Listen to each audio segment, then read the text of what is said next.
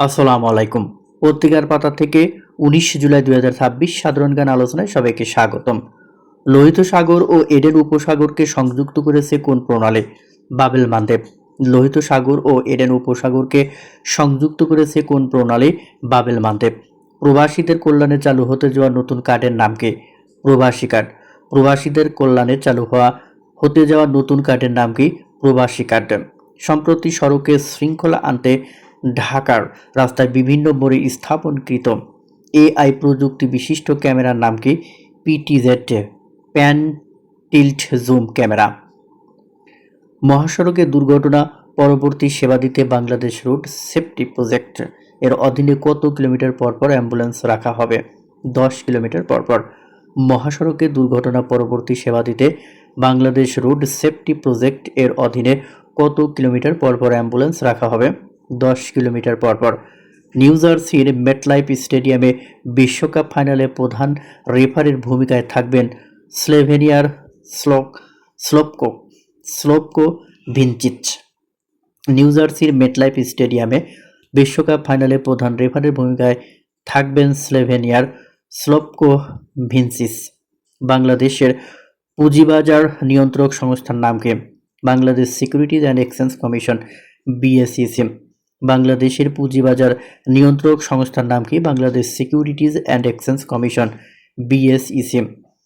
টিকা বিষয়ক কর্মসূচি ইপিআই এর পুনরূপ এক্সপান্ডেড প্রোগ্রাম অন ইমিউনাইজেশন।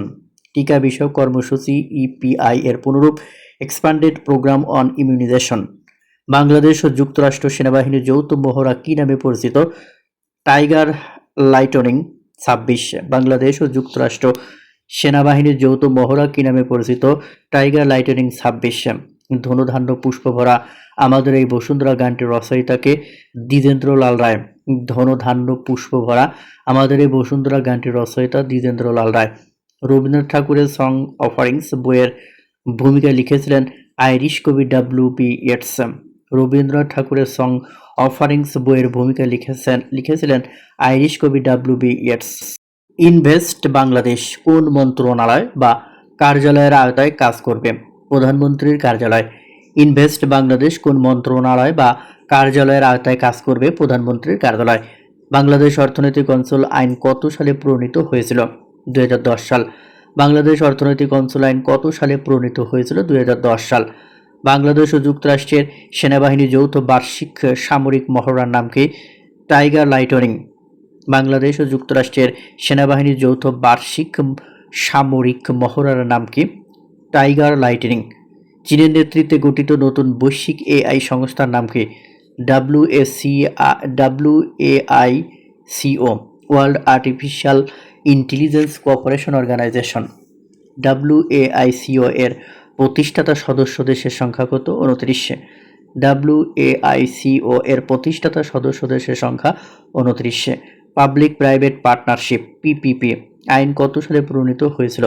২০১৫ সাল। পাবলিক প্রাইভেট পার্টনারশিপ পিপিপি আইন কত সালে প্রণীত হয়েছিল? ২০১৫। আন্তর্জাতিক শ্রম সংস্থার আইএলও এর বর্তমান মহাপরিচালককে? Gilbert F Houngbo. আন্তর্জাতিক শ্রম সংস্থার আইএলও বর্তমান মহাপরিচালক গিলবার্ট এফ হংবো। ফিফা বিশ্বকাপ ২০২৬-এর ফাইনালে কোন দুটি দল মুখোমুখি হবে? আর্জেন্টিনা ও স্পেন। ফিফা বিশ্বকাপ ২০২৬-এর ফাইনালে কোন দুটি দল মুখোমুখি হবে? আর্জেন্টিনা ও স্পেন। ভারতের মূল ভূখণ্ডের সঙ্গে উত্তর পূর্বাঞ্চলীয় রাজ্যগুলোর সংযোগের পথটি কী নামে পরিচিত?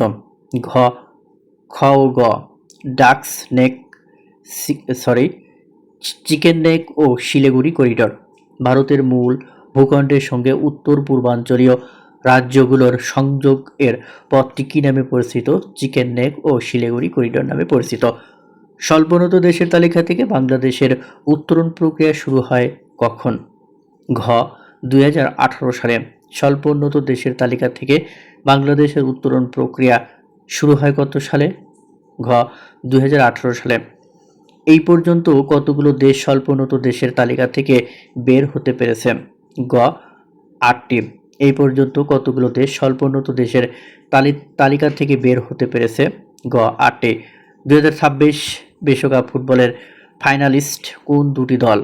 গ আর্জেন্টিনা ও স্পেন 2026 বিশ্বকাপ ফুটবলের ফাইনালিস্ট কোন দুটি দল? গ আর্জেন্টিনা ও স্পেন। কোন দুটি দেশের মধ্যে যুদ্ধবেদে ইসলামাবাদ সমঝোতা স্মারক স্বাক্ষরিত হয়েছিল? ঘ যুক্তরাষ্ট্র ও ইরান।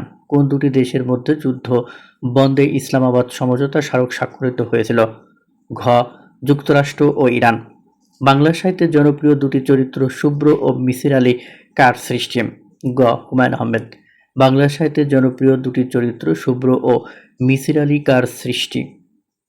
গ হুমায়ুন আহমেদ।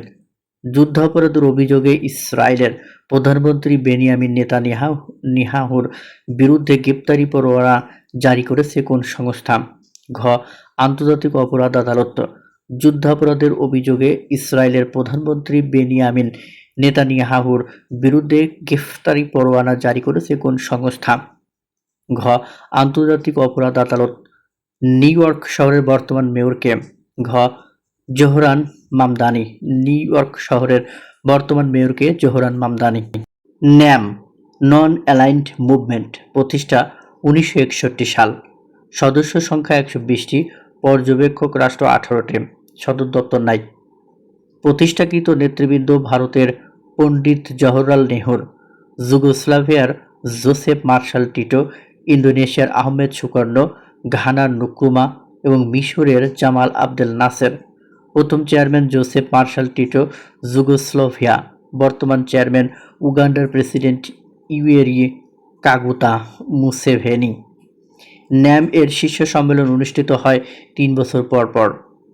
বাংলাদেশ ন্যাম এর সদস্যপদ লাভ করে 1973 সালে। ন্যাম এর দাপ্তরিক কোন সদর দপ্তর নেই, তবে ন্যামের কোনো দাপ্তরিক সদর দপ্তর নেই, তবে আনুষ্ঠানিক সদর দপ্তর জাকার্তা, ইন্দোনেশিয়া। বর্তমান আর্জেন্টিনা একসময় কোন দেশের উপনিবেশ ছিল? স্পেন। বর্তমান আর্জেন্টিনা একসময় কোন দেশের উপনিবেশ ছিল? স্পেন।